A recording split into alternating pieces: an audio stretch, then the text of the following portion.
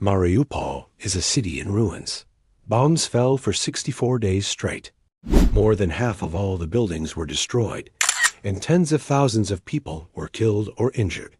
It's a nightmare, but it's also a story we've heard before. But there's one building that has survived all this destruction. It's not a church, a monument, or a government building. It's a library. It's the only library in this city of 500,000 people, and it's full of books in Ukrainian. In fact, this library was burned down, then rebuilt, bombed again, and it still stands tall with new windows and bullet holes in its walls. What makes this library so special? And how does it keep surviving all this destruction? Well, the first time it was bombed, it was 1943, when Germany invaded the Soviet Union.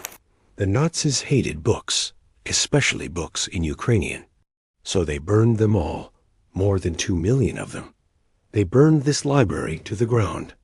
But people kept coming back to it. They cleared the rubble and rebuilt it. And then in 2014, war came again. Russia had taken Crimea and was fighting in Donbass. There was shelling and bombing in Mariupol. People were afraid to go outside, but they still used the library. They took shelter in its basement. And then in March 2022, Russia attacked again. This time they surrounded the city and bombed it for 64 days straight.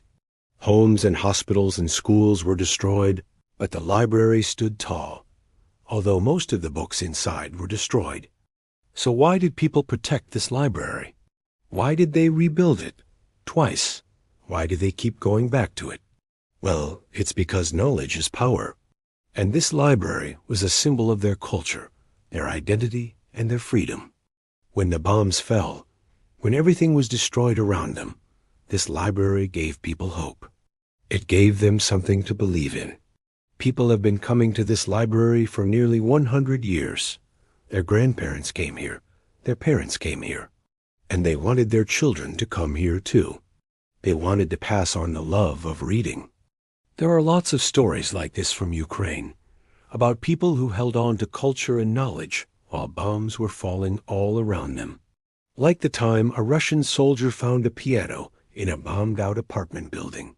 He was supposed to be destroying the building, but he stopped and he played the piano. Or when an art teacher was sheltering in a basement, she drew pictures on the walls. She made an art gallery in the basement. People in Ukraine love knowledge. They love learning. They love books. And it's because of people like Elena. Elena works at the library. She's 64 years old, but she looks much younger.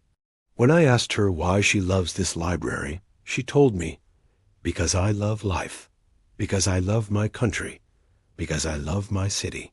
And I know without education, we cannot live.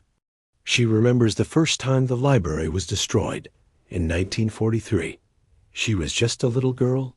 I remember hiding under a table with my mother, and we read books by the light of a kerosene lamp, she says. We read until the end of the war. She says people always find time for culture and education. Even if there's no electricity, no water, no gas, people will always find a way to make it through the day, she says. We will always read. That's what this library means to the people of Mariupol. It's more than just a place to borrow books. It's a place to find hope, strength, and comfort. After the war, when things are better, people will come back to this library. They'll sit in its garden and read books in Ukrainian.